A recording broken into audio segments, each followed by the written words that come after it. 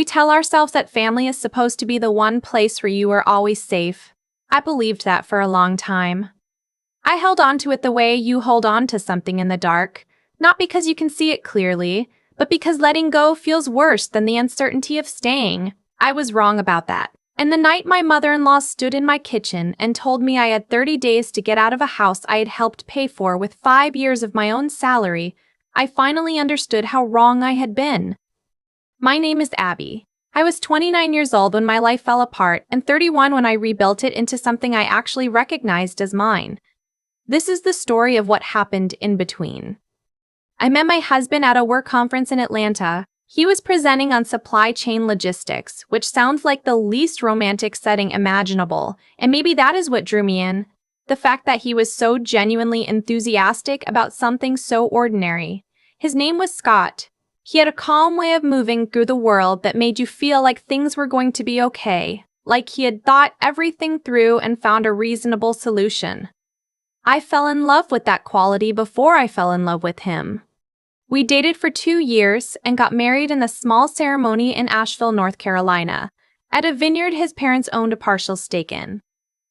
That should have been a sign. Looking back, every single thing I needed to know about my marriage was already visible at that wedding. I just was not looking at the right things. His mother's name was Lorraine. She was 63 years old, slim, always dressed in neutral tones, and had a way of complimenting you that made you feel like something had just been taken from you. She said things like, "That dress is so brave on you, and I'm sure you'll grow into this family eventually." She hugged me at the wedding and whispered in my ear that she was so glad Scott had found someone who needed him as much as I clearly did. I laughed. I thought she was nervous. I thought she was one of those women who just said strange things under pressure. I spent the next 4 years making excuses for her.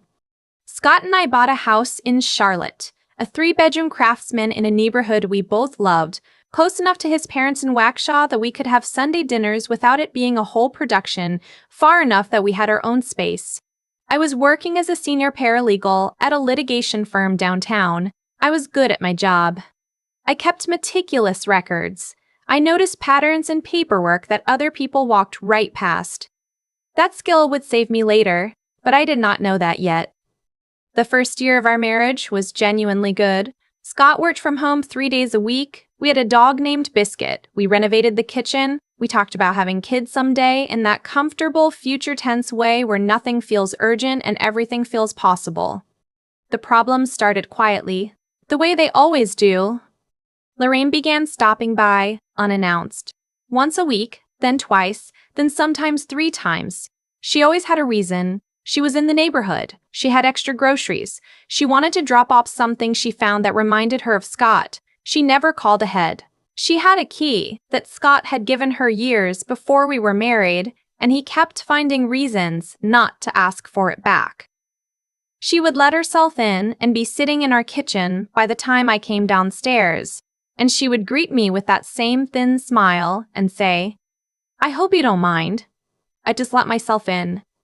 I minded. I told Scott I minded. He would agree, promise to talk to her, and then nothing would change. He was not cruel about it. He was just absent in the specific way that some men are absent when it comes to their mothers. Like the part of his brain that was supposed to process the problem simply did not fire. The money conversation started in our 2nd year of marriage. Scott's grandfather had passed away shortly before we met and left behind a significant estate. The primary asset was a commercial property portfolio in the Carolinas, and the way the trust was structured, Scott was set to receive full control of his portion when he turned 35, which was 2 years away. Until then, Lorraine managed the trust as co-trustee with an attorney named Harold who had worked with the family for decades. Scott had always just accepted this arrangement. He did not ask questions about it. He did not review the trust documents carefully. He had been raised to defer to his mother on financial matters the same way he had been raised to defer to her on everything else. I started noticing discrepancies. Not intentionally, at first. Lorraine would mention things in passing. A property had been sold at a lower rate than market value. A management fee had increased. A distribution had been delayed due to a technicality. She said these things casually, conversationally, in the same tone she used to talk about the weather. But I worked in litigation. I knew what managed negligence sounded like. I started paying closer attention. I did not say anything to Scott right away. I knew how that conversation would go. He would get defensive, then feel guilty, then call his mother, and she would explain it all away with just enough plausible detail that he would feel reassured. So instead, I started keeping notes. Dates, amounts, things she said, and when she said them. I kept the notes in a folder on my personal laptop that I password protected with my maiden name, which felt both dramatic and necessary. The other thing that was happening during this time, quietly, privately, was that I was pregnant. We had not been trying exactly, but we had stopped preventing, and when the test came back positive in March, I sat on the bathroom floor for a long time just feeling the weight of it. I was happy. Genuinely, cleanly happy in a way I had not felt in months. I told Scott that night over dinner and he cried, which was one of the only times I had ever seen him cry, and for a few days, everything felt simple again. I wanted to wait before telling Lorraine. I wanted to have the 12-week scan, confirm everything was healthy, have a minute with just the two of us before it became a family event. Scott agreed. He said we would wait. We did not wait. He told her 2 weeks later. I found out because she called me while I was at work, her voice coated in that particular warmth she reserved for moments when she wanted something, to tell me how thrilled she was and how she already had ideas for the nursery. I sat at my desk with the phone against my ear and felt something shift permanently inside me, not toward anger, not yet, toward clarity.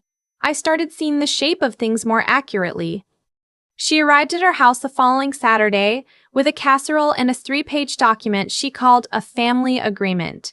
It laid out, in what I can only describe as cheerful legal language, a proposal for how she would be involved in the child's upbringing, scheduled visits, holidays, a savings account she would control until the child turned 18, decisions about schooling to be made collaboratively as a family unit. She presented it like a gift, like she had done us a favor by putting it all down in writing. I read every word while she sat across from me at my kitchen table and watched me with that careful smile. Scott said, "Mom, this is a little much." She said, "I just want to make sure everyone understands each other, sweetheart." I set the document down and said, "I'll have someone at my firm look this over." The temperature in the room dropped about 10 degrees. She laughed, a short, practiced sound, and said, "It's not a legal document, Abby. It's just a family conversation." "Then I'll read it like a family conversation," I said, "and I'll get back to you." She left an hour later. Scott and I did not talk about it until that night, and even then it went nowhere. He thought I was being inflexible. I thought he was being naive. Neither of us was entirely wrong, but only one of us understood what was actually happening. Over the next 3 weeks, things escalated in ways that felt both sudden and inevitable, like watching a slow leak finally reach the foundation. Lorraine began calling Scott every day, sometimes twice. She started making comments about my job. Wasn't it stressful, being on my feet all day at a firm that handled such difficult cases in my condition?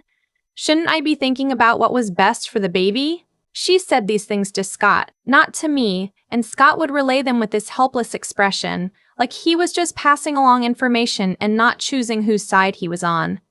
She told him that the house in Charlotte wasn't big enough for a baby.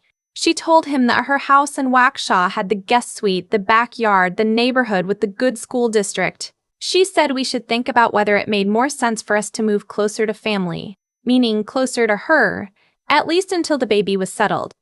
She told him that she was worried I didn't appreciate what this family had given us, meaning the house was in Scott's name, meaning the down payment had come partly from his trust distribution, meaning she thought she had leverage. What she didn't know was that I had a real estate attorney who was a close friend from law school. What she didn't know was that I had spent the last 8 months quietly transferring my own savings into an account in my name only, something I had done instinctively long before I understood exactly why. What she didn't know was that I had already scanned every document related to the trust and sent copies to a probate attorney I found through a colleague, and that attorney had sent back a 4-page letter flagging 3 separate potential breaches of fiduciary duty. I was not planning to use any of this yet. I was waiting to see if it became necessary. It became necessary on a Tuesday night in May.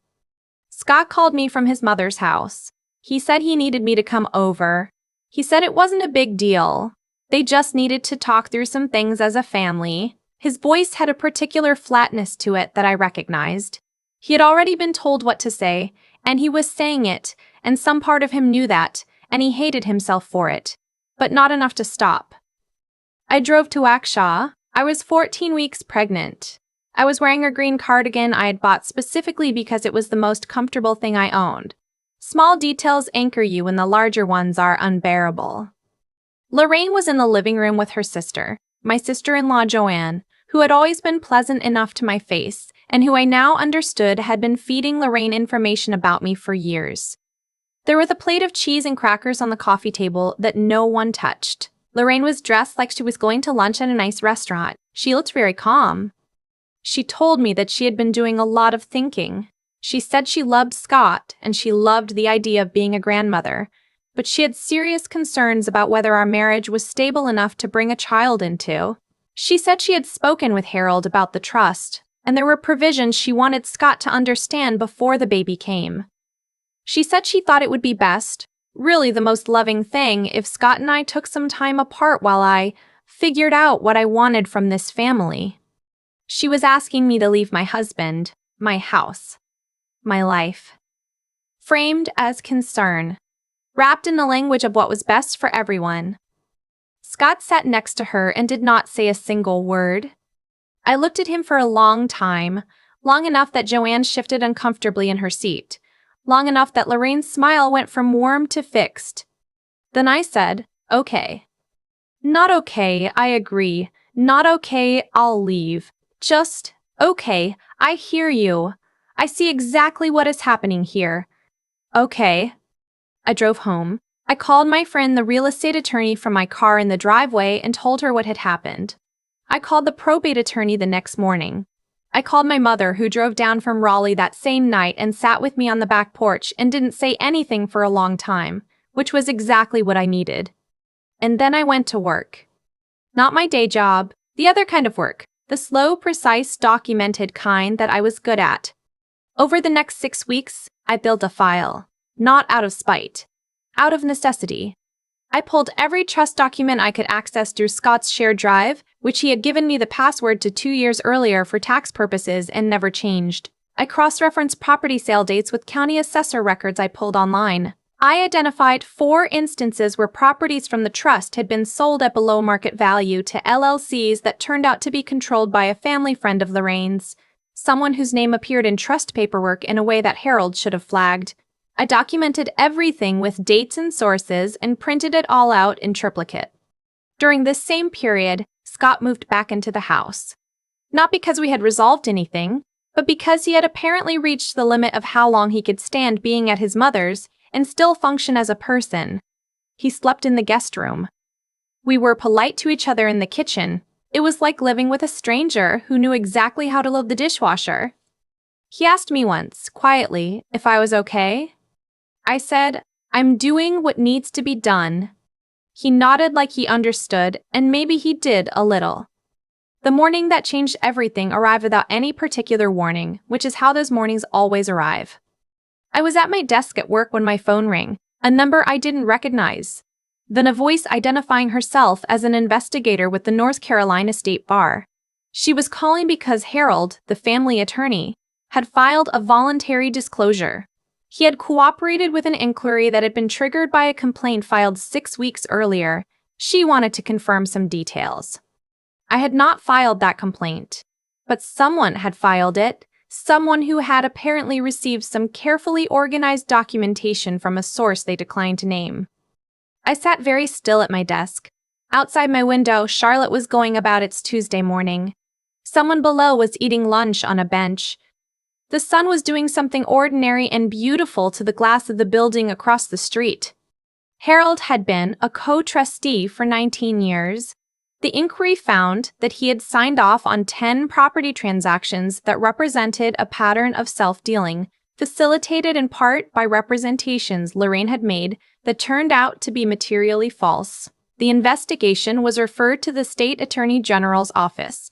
A civil suit was filed shortly after by the trust's independent beneficiaries, Scott's two cousins, who had apparently been unhappy for years and had been waiting for exactly this kind of opening. Lorraine hired a criminal defense attorney. Scott found out on a Wednesday evening when his cousin called him directly. He sat down on the kitchen floor, just sat down, like his legs stopped working, and held his phone in both hands for about 5 minutes without speaking. I sat down next to him, because whatever else was true, he was the father of my child, and he was a person who was suffering, and I was still, underneath everything, someone who did not want to watch people suffer. He looked at me and said, "Did you know this was coming?" I said, "I knew some things were not right." He said, "Why didn't you tell me?" And I said very gently, "I tried to tell you 100 times. He didn't argue with that because he knew it was true. The weeks after that were some of the hardest and some of the clearest of my life. Scott and I had long conversations, real ones, the kind we had not had in years. He was not a villain. He was a man who had been raised by a woman who needed to be the center of everything, who had used money and access and guilt as control mechanisms his entire life, and who had never given him the tools to recognize any of it as what it actually was. He had failed me. He had failed our marriage in specific and consequential ways, and he knew that, finally, without anyone having to explain it to him. But knowing and fixing are two different things. We tried counseling. 3 months of weekly sessions with a therapist in South Park who specialized in family systems. She was good, direct and warm in equal measure, not interested in softening hard truths. Scott worked hard in those sessions. I watched him understand things about himself that he had never wanted to look at before. There was something genuinely moving about it, and also something that arrived too late. We separated in October, officially, legally, with paperwork and a mediator and a division of assets that my attorney helped me navigate. The house sold. We split the equity. Scott moved into an apartment in Noda. I moved into a 2-bedroom rental in Plaza Midwood that had original hardwood floors and a front porch where I ate breakfast for the first entire year. My daughter was born in September, during that strange, warm stretch that sometimes shows up in North Carolina before the fall really settles in. She was 7 pounds 4 ounces. She had Scott's forehead and my grandmother's nose, and a voice that absolutely filled whatever room she was in. The labor was long and harder than I expected, and I had my mother on one side and my best friend Tamara on the other, and when it was over I held this tiny, furious person and felt something I can only describe as the floor of the world becoming solid again beneath me. I named her Willa, after no one in particular. Just because I loved the sound of it, and because she would belong entirely to herself. Lorraine's case resolved 18 months after the initial inquiry. She pleaded no contest to 2 counts related to breach of fiduciary duty, paid significant civil penalties, and was removed as trustee. She did not go to prison, but the legal fees and civil settlements left her in a financial position that required selling the Waukesha property and moving in with Joanne in a much smaller house on the other side of town. The vineyard partnership dissolved. The professional reputation she had built over 30 years in the community took on water very quickly, the way those things do. Harold was disbarred. The trust was restructured under a corporate fiduciary. Scott, when he finally turned 35, received his full portion, substantially less than it should have been because of what had been mismanaged, but still enough to matter. He set up an education fund for Willa. I did not ask him to do that. He did it because he was trying, in the ways that were still available to him, to be someone she could be proud of. I got a promotion that fall, then a job offer from a larger firm across town with a title that had director in it and a salary that would have seemed impossible to me 5 years earlier. I took it. I bought a 3-bedroom house in Dilworth with a yard big enough for a swing set and a vegetable garden, and Biscuit, who is 11 now and mostly sleeps in a patch of sun by the back door. Scott and I co-parent. It is not graceful, but it is consistent, and consistency is what matters when you are raising a person. Willa goes to his apartment every other weekend. She calls him Daddy, and she calls me Mama, and she does not yet know the shape of the story she was born into, and she will not for a long time, and that is exactly how it should be. People ask me sometimes whether I'm angry, whether I spend energy thinking about Lorraine, about what she cost us, about the years of small cruelties and large ones. And the honest answer is, not anymore. Not because I have arrived at some transcendent state of forgiveness. I haven't, particularly, and I don't think I owe it to anyone to perform that. But anger requires you to keep returning to a place, and I don't live there anymore. I live in a house I chose in a neighborhood I love, raising a daughter who looked up at me last week while I was making dinner and said, completely unprompted, "Mama, you are my favorite person," and then went back to coloring without waiting for a response. That is what I built, not to prove something, not to win, because it was the only version of my life that was actually mine. I learned slowly, then all at once, the way you learn most true things, that protecting your own peace is not selfishness, it is infrastructure. You cannot build anything real on a foundation that someone else controls. You cannot raise a child safely inside walls that someone else holds the keys to. You cannot be a full person while you are spending half your energy managing someone else's need to diminish you. If you are in a situation that looks anything like the one I was in, if you have been conditioned to feel that noticing the problem makes you the problem, that asking for what you need is asking for too much, that keeping the peace is worth the cost of your own clarity, I want you to hear this clearly. The peace you are keeping is not yours. It belongs to the person whose comfort you are protecting at the expense of your own. Find the folder, start the notes, call the attorney, take the first step that only you can see clearly yet, because you are the one who has been paying attention all along. The morning I closed on my house in Dilworth, I sat in my car in the driveway for a few minutes before going inside. Willow was in her car seat behind me, asleep. One hand curved up beside her face the way she always sleeps. The house was empty, waiting. Every room was mine to decide. I looked at my daughter's face and I thought, this is what it costs, and this is what it earns. Then I got out of the car and walked in. There is a moment I keep coming back to.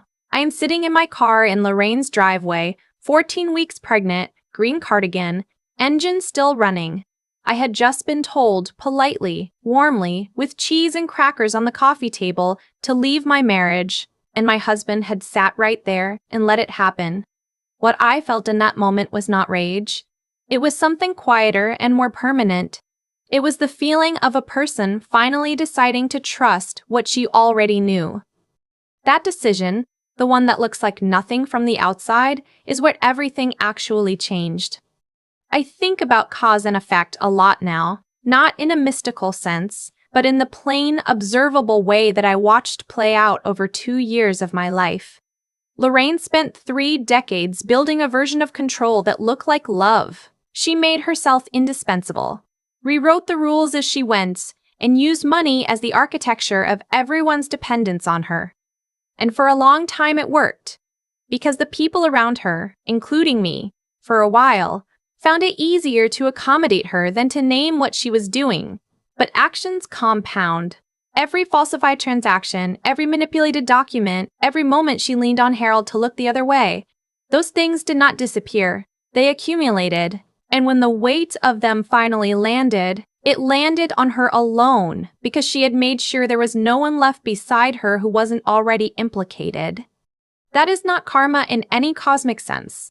That is just what happens when someone builds a life on things that cannot hold. What I had to learn, and it took longer than I want to admit, was that doing the right thing is not the same as being passive.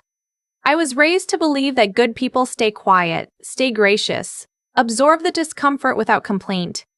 That is a form of goodness, but it is incomplete. Real integrity meant not just refusing to lie, but refusing to let the lie stand unchallenged. It meant taking the notes, making the calls, organizing the documents, being the person in the room who had paid close enough attention to know exactly what was wrong and exactly how to prove it. Goodness without backbone is just compliance wearing a nicer name. The thing I am proudest of is not that I won. It is that I thought clearly when thinking clearly was the hardest thing to do. I was pregnant, exhausted, living with a husband who had emotionally checked out, watching a woman systematically attempt to dismantle my life. And I kept my head. I did not react in ways I could not take back. I did not make accusations I could not support. I documented, verified, waited, and moved only when I was certain. That kind of discipline does not come from being cold. It comes from caring so much about the outcome that you refuse to let your emotions outrun your evidence. And then there is the part that no document can capture. The part that required me to keep going when I genuinely did not know how things would turn out. The mornings I drove to work not knowing if any of it would matter. The nights I sat on that back porch with my mother and felt the full weight of what I was carrying. Staying steady through that uncertainty was not dramatic. It did not look like strength from the outside. But it was the hardest thing I have ever done, and it is the thing I would tell anyone in a similar place to hold on to. The willingness to keep moving forward when you cannot yet see where you are going is itself a form of power. Scott is trying. Willa is healthy and loud and entirely herself. The house in Dilworth has a garden now. What Lorraine took from me was real. What I built in its place is more real.